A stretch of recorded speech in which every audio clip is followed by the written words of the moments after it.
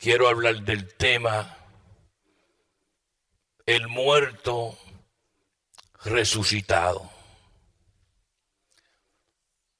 Yo no sé si usted se ha preguntado alguna vez por qué el Espíritu Santo de Dios coge escenas de la vida diaria, de la vida social, y las canonizó en el canon. No sé si usted tiene una mente inquisitiva para preguntarse a usted mismo por qué el Señor, el Espíritu Santo, cogió estas etapas, estas situaciones y las escribió en la palabra.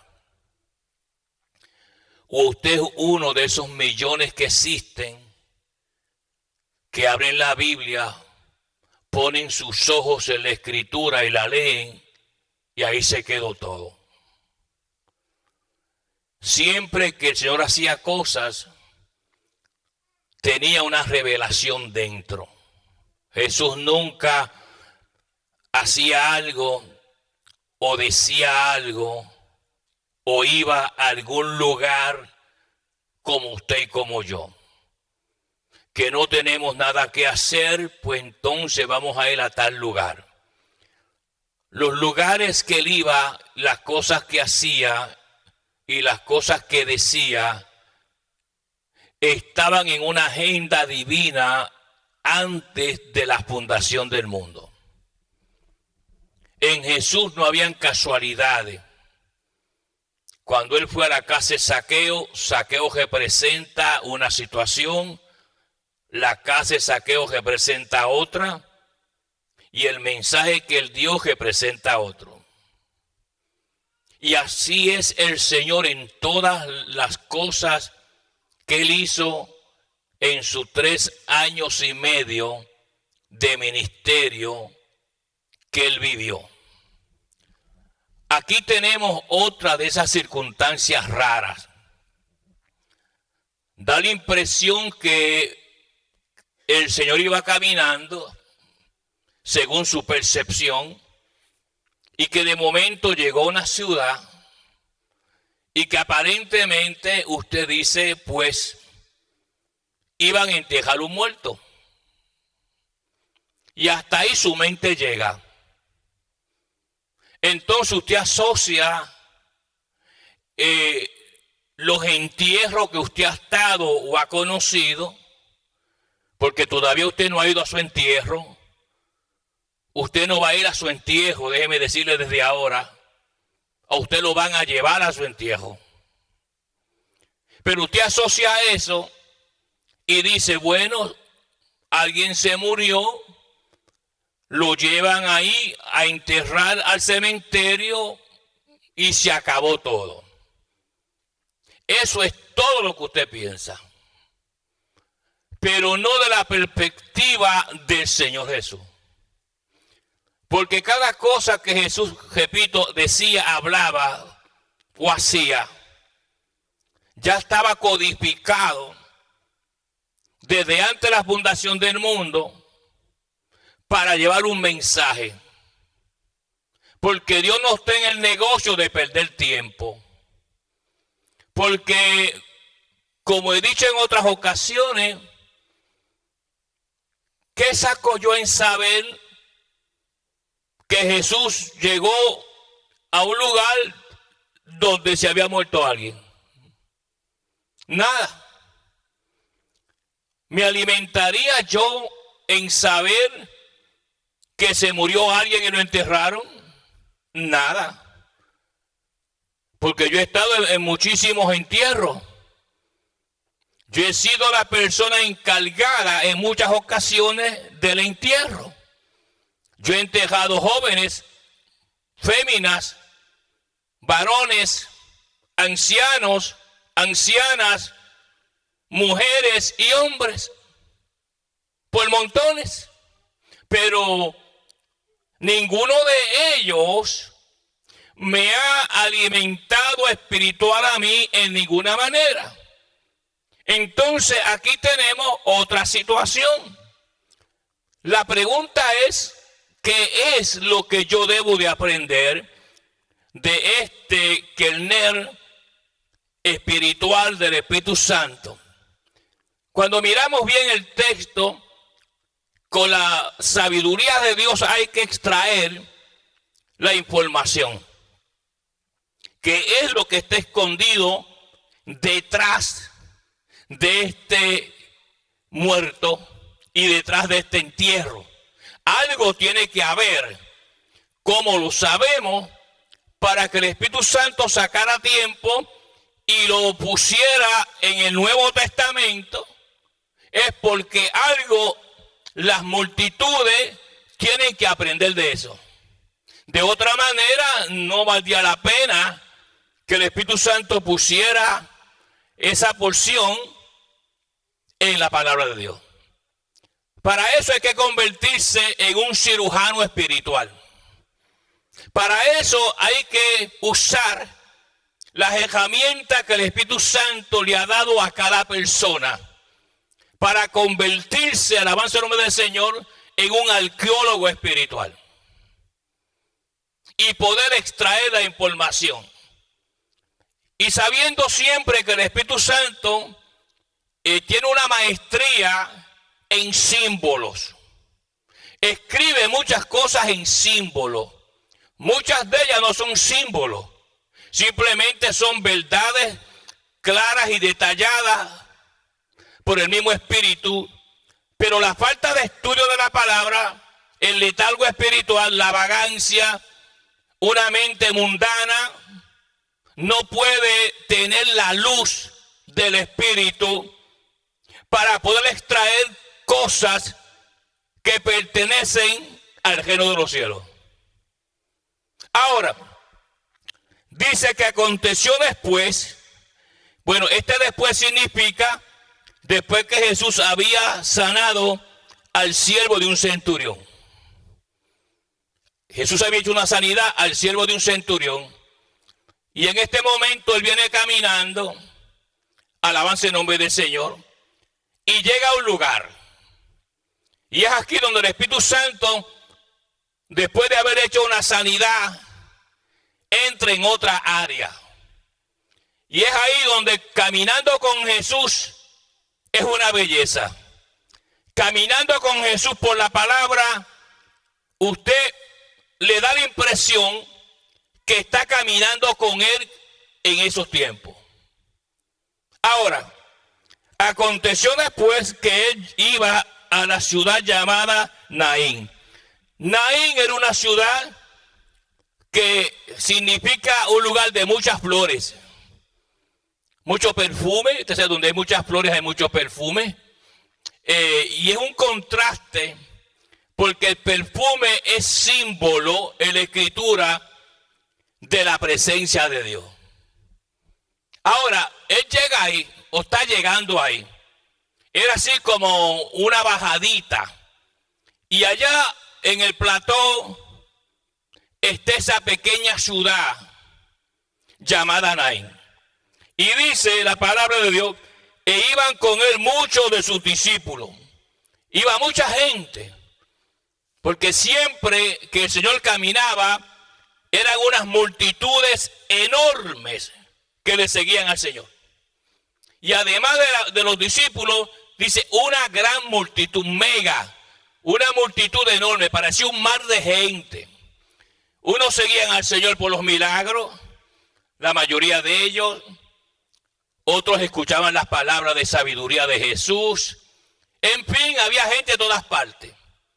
Había gente que no tenía que comer, como en el asunto de los panes y los peces, y se aprovechaban, porque hay gente hacia las iglesias que van a las iglesias no porque aman al Señor, ni quieren nada con el Señor, pero para ellos la iglesia es un lugar de sacar algo para ellos, que le den algo a ellos, porque en las multitudes del Señor hay de todo tipo de personas. Y hay que tener discernimiento para saber quién es quién. Quién es el buscador amén, y quiere el que verdaderamente le sirve al Señor. Porque cuando usted ve personas que llegan a la iglesia, a veces algo no está funcionando bien con ellos. Hay algo que está mal. Entonces ellos saben que Satanás no les pudo dar nada a ellos afuera. Entonces buscan donde está la casa de Dios, porque ahora andan buscando, andan reguindándose del Señor, pero Dios mira sus vidas. Sus vidas no le agrada al Señor. Y Dios no hace nada por ellos. Ahora, nótese algo interesante. Dice la palabra del Señor. Cuando llegó cerca de la puerta de la ciudad, estas ciudades tenían siempre, estaban encerradas. Tenían una puerta y esa puerta usualmente era para que no entraran los enemigos o no entraran animales. Y era una protección. Casi todas las ciudades bíblicas tenían una cerca y una puerta.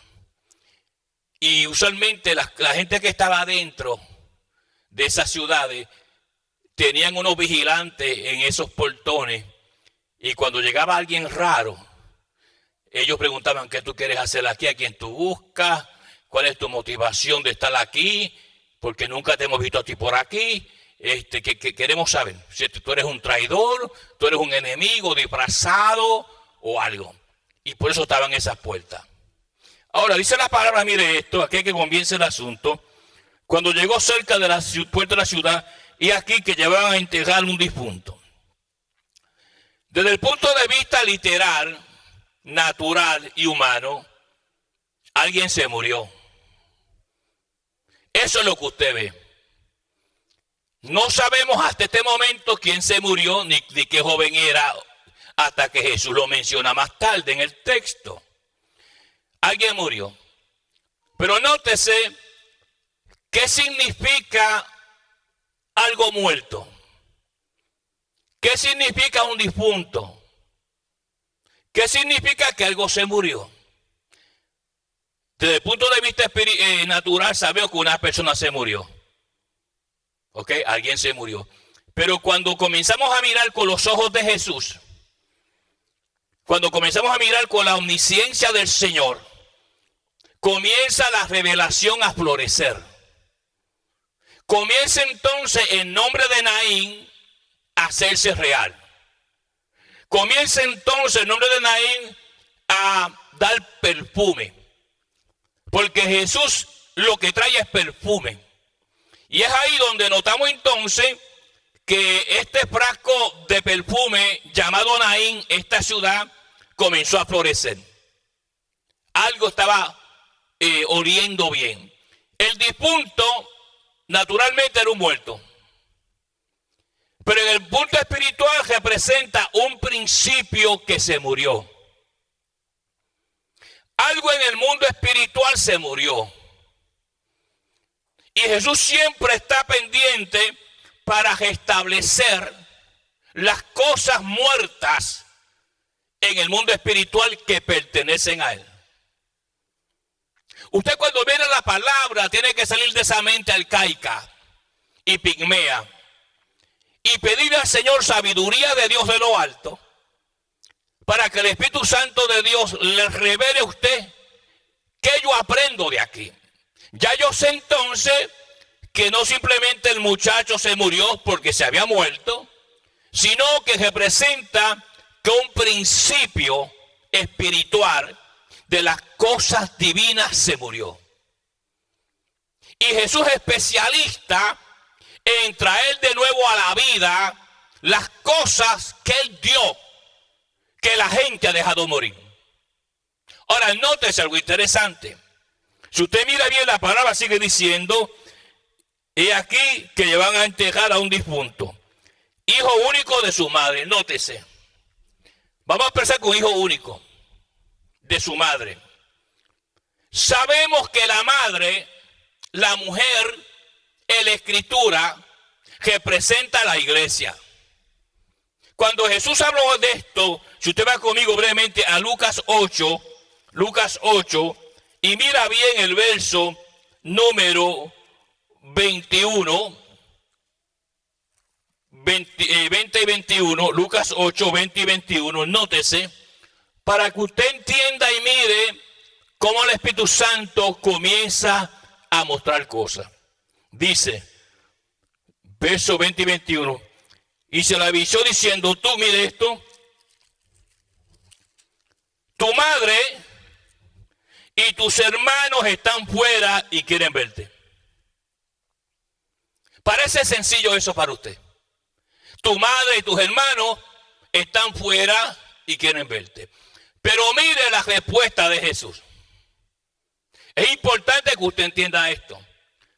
Porque aquí el Espíritu Santo, manifestándose en el Señor, define lo que la madre significa.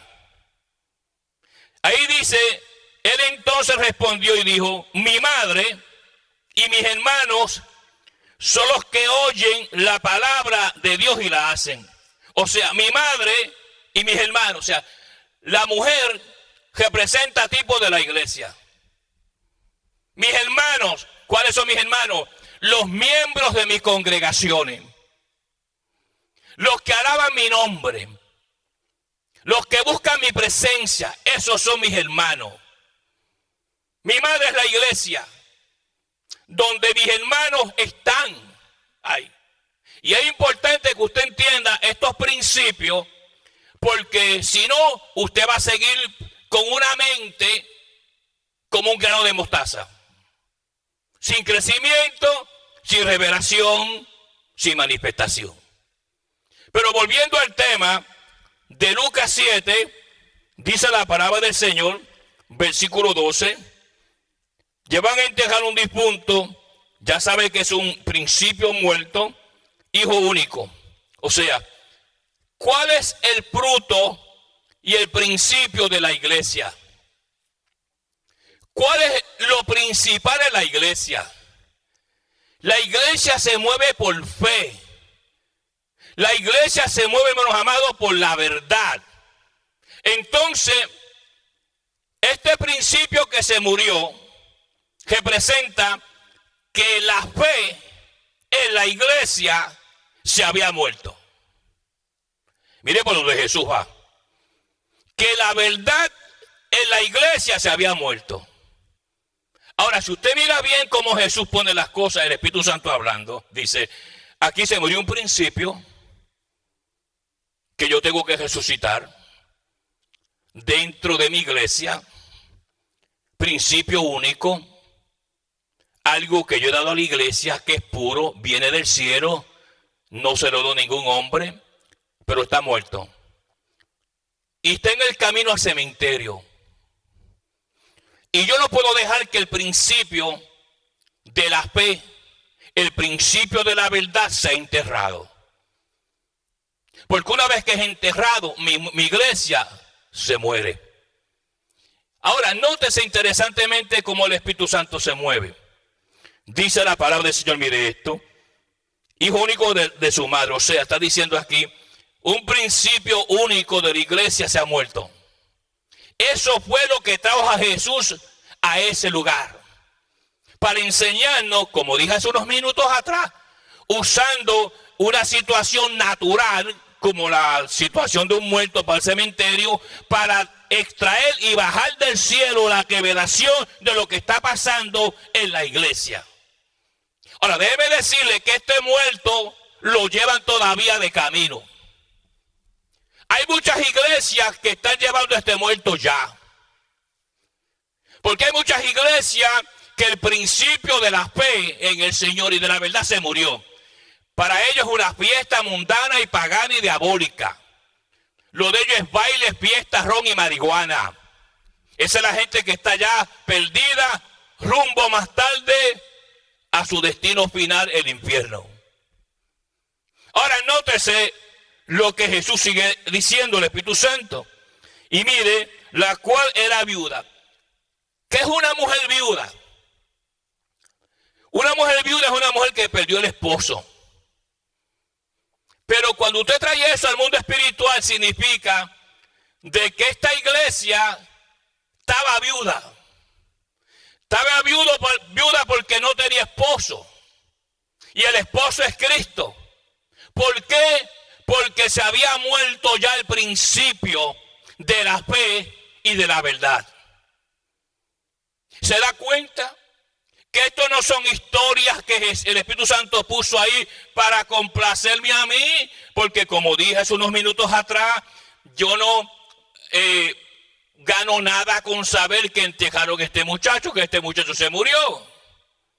Sino lo que el Espíritu Santo revela a través de estos textos sagrados. Y así como este caso, hay cientos en la Escritura. Lo que pasa, hermanos amados, que el buen perfumador sabe hacer su perfume.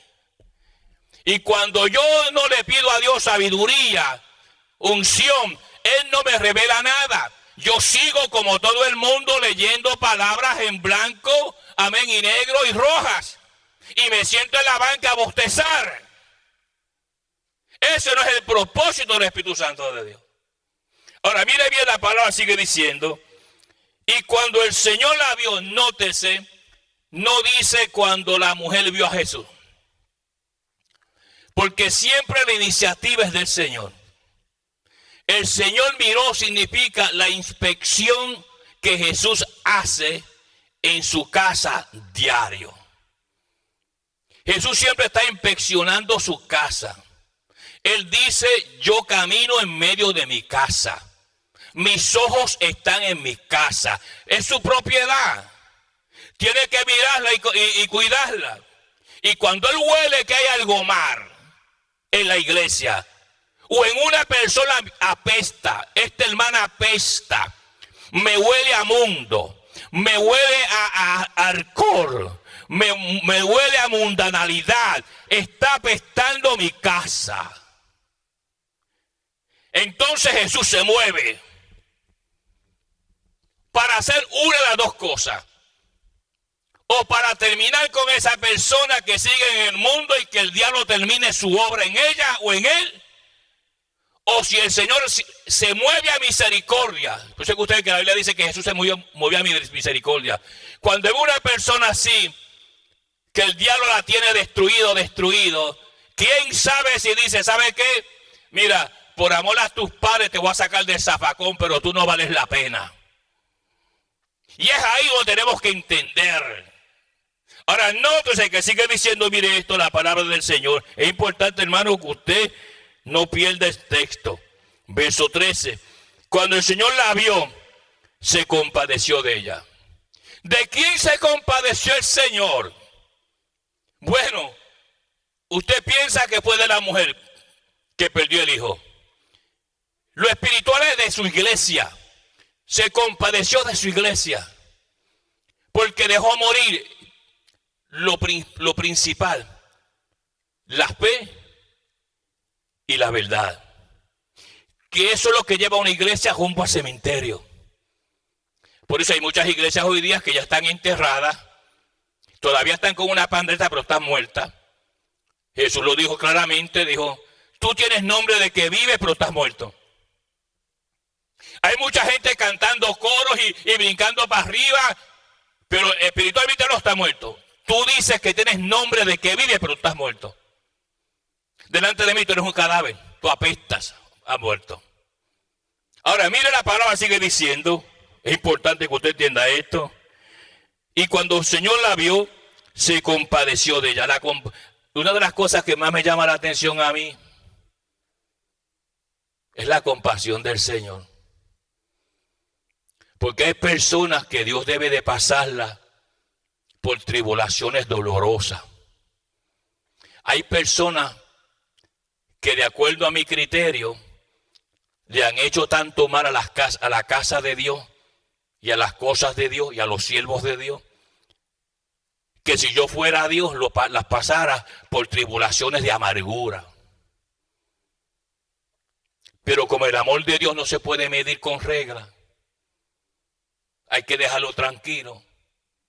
Dice que se compadeció de ella, se compadeció de su iglesia. La compasión es un sentimiento raro que te deja sentir que tú has perdido muchas cosas. Y cuando usted pierde a Cristo, porque usted lo abandonó por el cigarrillo, por la droga o por lo que sea, le causa el dolor y tristeza. pero más tarde el dolor va a ser para usted. Pero dice que se compadeció de ella, mire esto, y le dijo, no llores. Ahora yo creo que usted entienda esto, no llore. ¿Cómo es posible que el Señor llega y del punto de vista natural, se murió su hijo, era joven, no, la Biblia no dice si era casado, si tenía novia, tenía esposa, no dice nada de eso. Pero por lo que podemos deducir, no era casado. Porque la Biblia dice que el hombre casado es el que mantiene su esposa y las cosas de su casa. El hombre cuando se casa, pues tiene que cumplir con su esposa. Tiene que mantenerla, llenar sus necesidades, trabajar. Porque la mujer que se casa con un vago, imagínese. Ahora, aquí, al ser hijo único y viuda, la mujer no tenía sustento de esposo porque su esposo se murió, estaba viuda. Su hijo era único, se murió. Y las viudas, usted sabe cómo se trataban. Dice la palabra en el libro de los Hechos que había que ayudar a las viudas.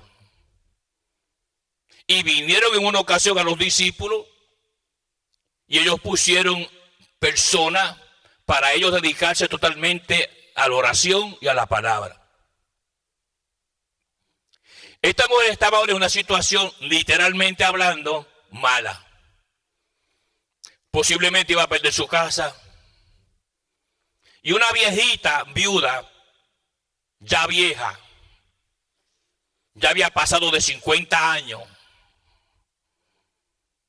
¿Cómo iba a trabajar? ¿Y quién le iba a dar trabajo?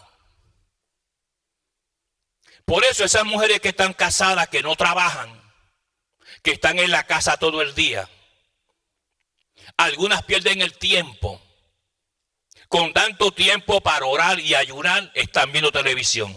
O en el celular hablando con Doña Chencha. Y llamando para allá. Y todo lo que pasa en la iglesia, seguida llaman allá.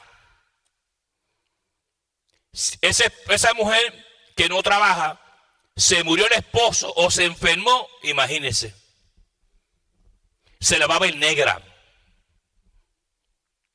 Porque el hombre es un regalo de Dios a la mujer. Y viceversa. Jehová dijo, no es bueno que el hombre esté solo. Ese movimiento de liberación femenina, eso no es de Dios. Toda mujer que dice, no, yo puedo sola, mentira del diablo, tú no puedes. Tú necesitas un hombre que sea la luz de tu casa. Ahora, esta mujer estaba en una posición bien difícil. Viuda, no había soporte de su esposo, por supuesto, su hijo se murió y ahora estaba en intemperie. Y ya su hijo iba rumbo al cementerio. Ahora mire bien, yo quiero que usted se ubique y se meta y esté con Cristo y conmigo ahí dentro. Si usted mira bien, dice, no llores. Ella se sorprendería. ¿Quién es este? Que me dice que no llore mi angustia. Pero nótese cómo Jesús inmediatamente toma acción. Y no se olvide que aquí el tema principal es espiritual. Jesús tenía que resucitar el principio muerto de la iglesia, de la fe y de la verdad. Que ya estaba a punto de enterrar esa iglesia lejos de él. Ahora, mire bien, dice la palabra, y acercándose tocó el féretro. ¿Qué es el féretro? Bueno, supuestamente usted sabe que es donde llevan el muerto.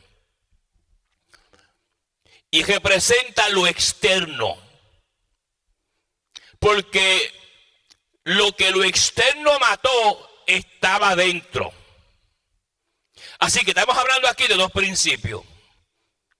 el interno de la iglesia, que es representado por el muchacho dentro del ataúd, y el principio externo, lo que el ataúd representa. Son dos cosas diferentes, son dos entidades diferentes. Esté conmigo.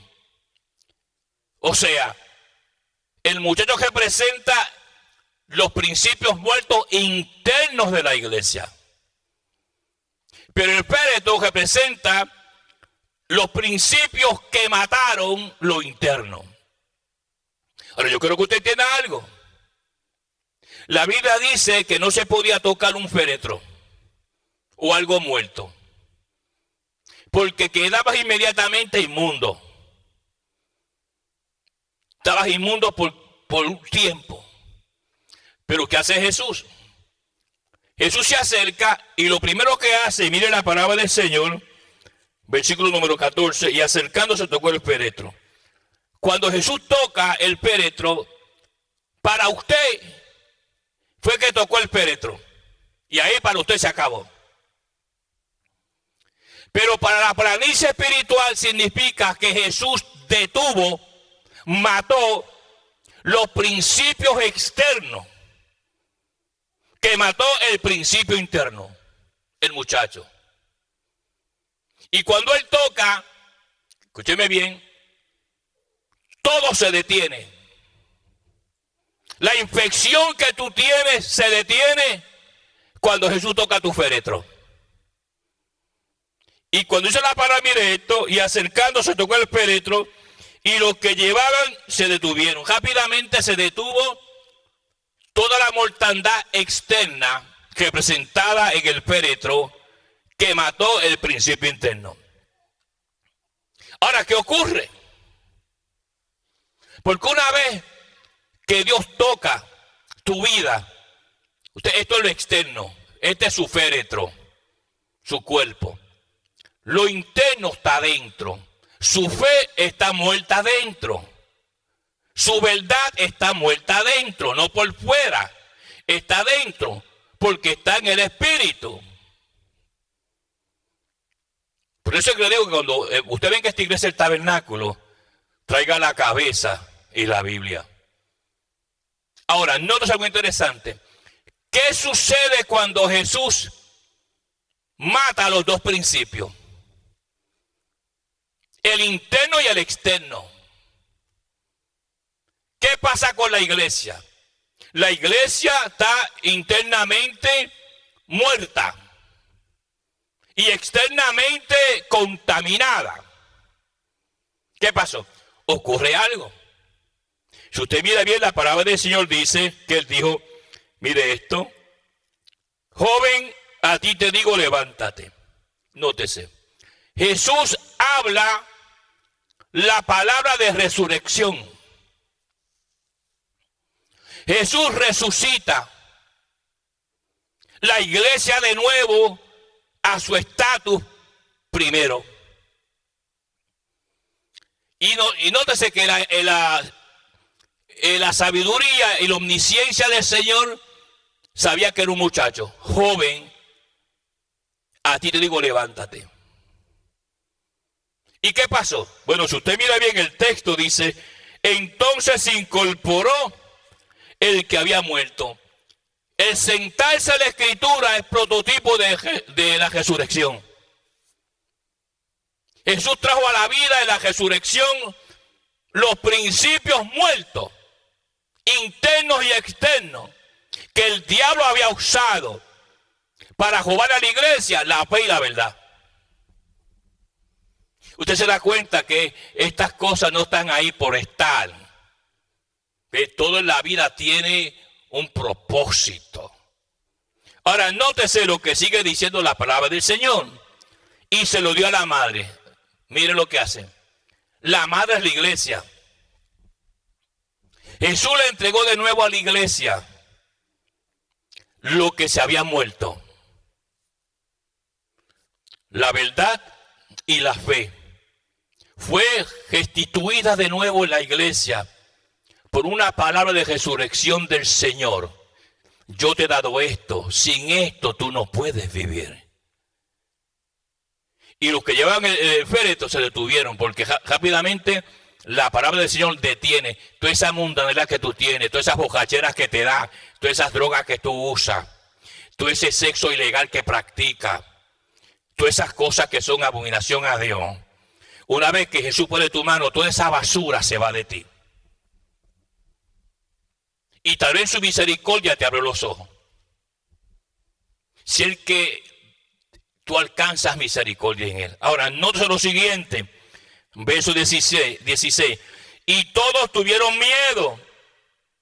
Rápidamente el temor de Dios entró. Ahora, ¿qué sucede en una iglesia que estaba muerta?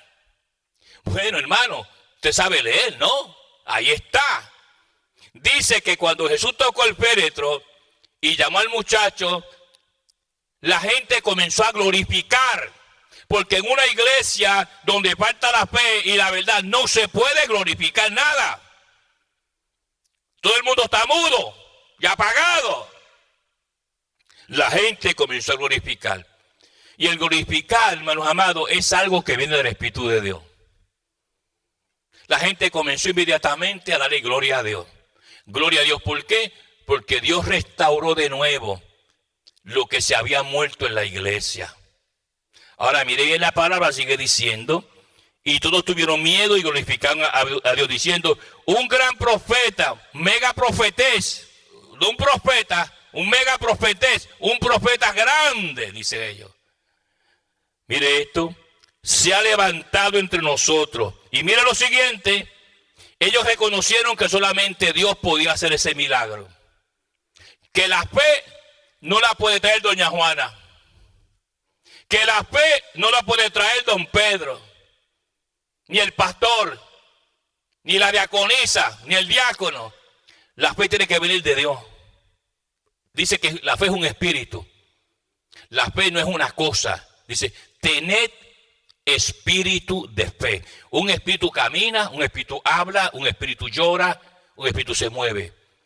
El espíritu de fe que ya estaba montado, amén, en el auto para el cementerio, Jesús lo trajo para atrás.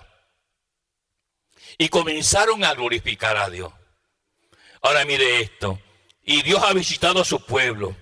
Y se extendió la fama de él por toda Judea y por toda la región de alrededor.